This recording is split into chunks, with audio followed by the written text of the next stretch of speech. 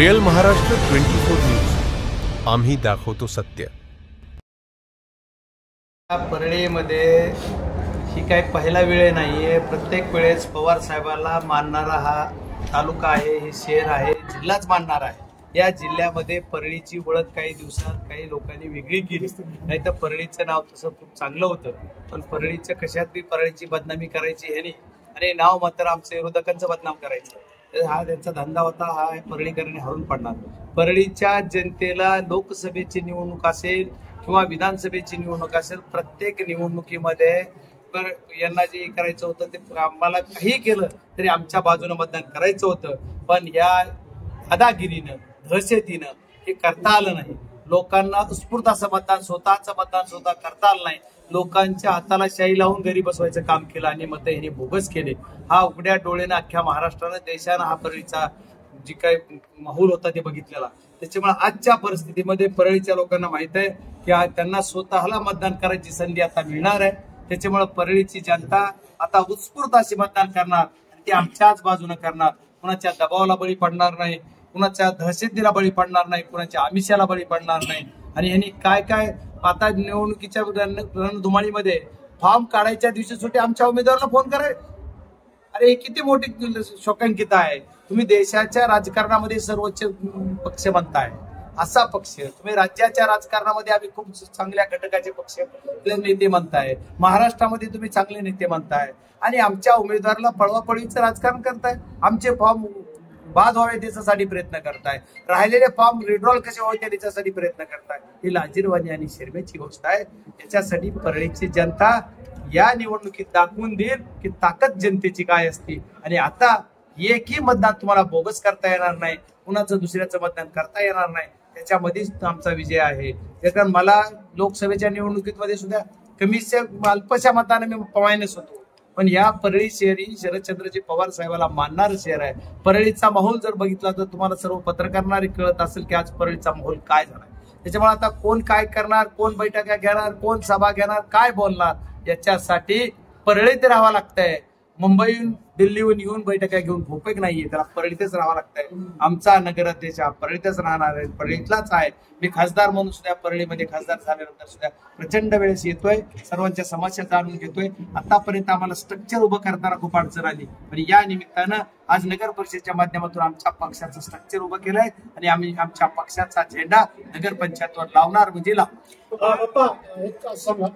सांगितलं की आता असं म्हणाले की फोन केला गेला होता, नगरसेवक करायसाठी फोन होता की नगराध्यक्ष फोन होता, आणि फोन कुणी केला होता हे बघा, त्याचे सर्व रेकॉर्ड आहे। वेळ आल्यानंतर कुणी कुणी फोन केले आमच्या उमेदवाराला काढायला, त्याच्यासाठी आमचे इथले जे प्रमुख आहेत राष्ट्रवादी काँग्रेसचे प्रदेशाचे सरचिटणीस राजाभाऊ फड यांनी स्वतः बोलले, राजाभाऊ फड बोलतो म्हणले की कट, अशा माझ्या उमेदवाराला आलेले। राजाभाऊ फडच्या सोबतच सगळे उमेदवार होते, याचे नाव गाव किती वाजता आला, कुणाचा आला, याच्या सहित आम्ही रेकॉर्ड ठेवलेला आहे।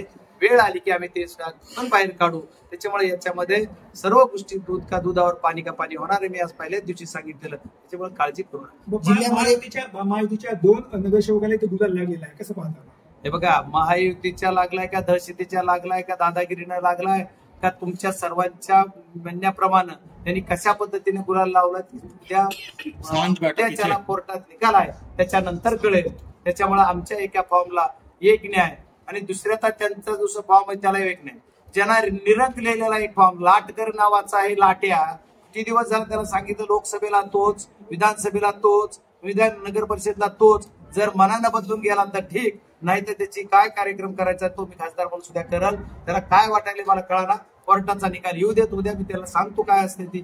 एक फॉर्म, जो फॉर्म ज्याच्यावर निरंक केलेला आहे तो आमचा बाद होतो, आणि जो दुसरा फॉर्म आहे तो वैध होतो, ते सुद्धा आम्ही कोर्टात प्रेझेंट उद्याच्याला करतोय। या लाटकारांना याचं लाटणं बंद केलं पाहिजे, नाहीतर लाटणं घेऊन बाया त्याच्या पाठीमागे।